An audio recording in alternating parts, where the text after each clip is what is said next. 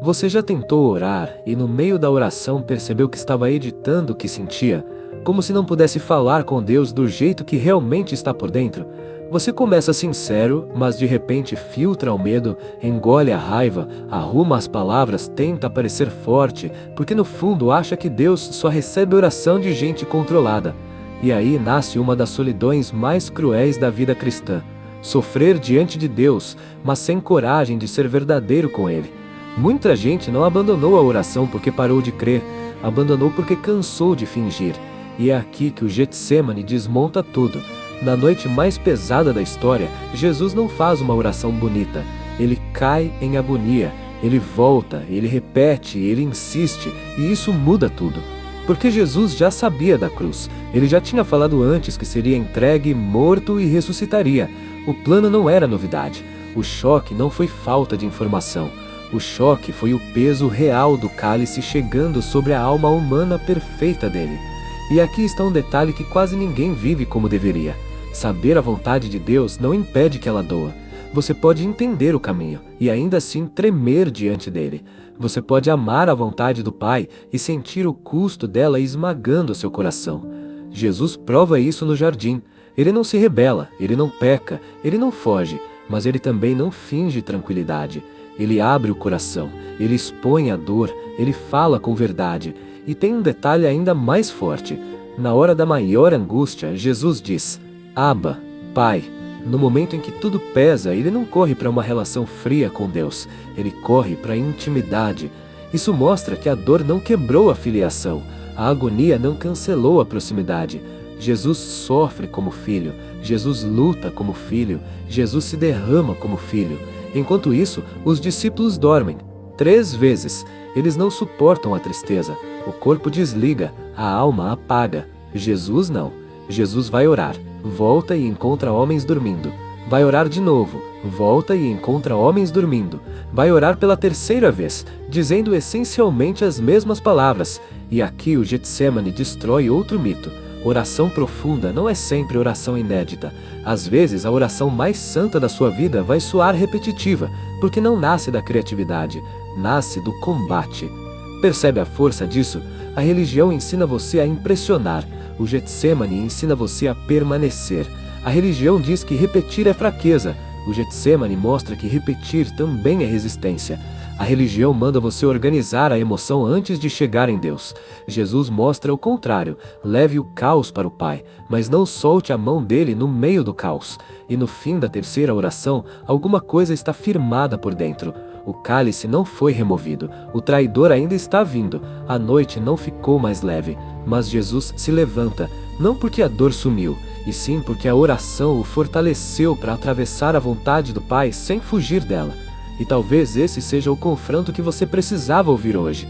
O seu maior problema não é sentir demais. O seu maior problema pode ser estar sofrendo longe do único lugar onde seu coração poderia ser sustentado. Porque o segredo do Getsemane não é só que Jesus foi sincero, é que ele foi sincero sem transformar a sinceridade em rebeldia. Esse é o ponto que quase todo mundo perde. Hoje, muita gente confunde honestidade com descarrego emocional sem rendição. Fala tudo o que sente, mas não entrega nada. Ou faz o contrário, tenta se render sem ser honesto, e aí a oração vira teatro. Jesus mostra o caminho inteiro. Ele não esconde a dor, mas também não coloca a dor no trono. Ele fala a verdade sobre o que sente e depois coloca a vontade do Pai acima do próprio desejo. É isso que faz do Getsemane não só uma cena de sofrimento, mas uma escola de oração para quem está quebrado. Então talvez a pergunta não seja mais: posso contar a Deus o que estou sentindo? A pergunta certa é: o que eu faço com o que estou sentindo depois de contar? Porque a maturidade espiritual não está em não sentir medo, está em não deixar o medo virar senhor da sua alma. Não está em nunca tremer, está em não se ajoelhar para aquilo que te faz tremer. Jesus tremeu, mas se rendeu ao Pai.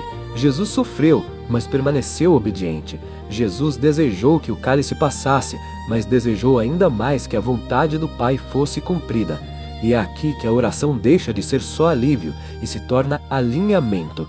Nem toda oração vai tirar você da fornalha, mas toda oração verdadeira pode impedir que você entre nela sozinho.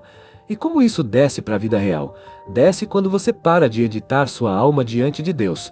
Quando em vez de dizer apenas o que parece espiritual, você começa a dizer o que é real. Pai, eu estou com medo.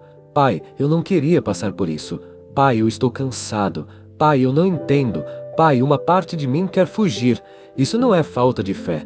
Falta de fé é sofrer sem ir ao Pai. Mas a oração bíblica não termina na exposição da ferida, ela continua até a entrega. Por isso, depois da honestidade vem a rendição. Pai, eu não estou bem, mas eu não quero sair da sua mão. Pai, isso dói, mas eu não quero amar mais o meu alívio do que a tua vontade. Pai, eu queria outro caminho, mas eu prefiro a tua presença no caminho difícil do que uma estrada fácil longe de ti. É aqui que o coração começa a mudar, não porque as circunstâncias obedeceram você, mas porque você parou de exigir que Deus prove amor sempre removendo o peso. No Getsêmani, o pai não amou menos o filho porque não removeu o cálice. E talvez essa seja uma das verdades mais difíceis e mais curadoras da vida cristã. A ausência de alívio imediato não é a ausência de amor. Às vezes, o amor de Deus não aparece tirando a batalha, aparece sustentando você dentro dela. Então, quando a noite apertar, não fuja da oração só porque sua voz sai tremendo. Ore tremendo, ore cansado, ore repetindo, ore sem máscara, mas ore até que, no meio da dor, seu coração volte a lembrar quem é Deus e quem você é diante dele. Porque o lugar onde você quase desiste pode se tornar o lugar onde sua alma aprende a dizer, com lágrimas, com verdade e com confiança: Pai, acima do que eu quero, fica comigo até eu querer o que tu queres. Eu sou o Bento e esse é o Teologia da Vida Real. Se inscreva no canal e vamos juntos abrir nosso coração para o nosso Pai.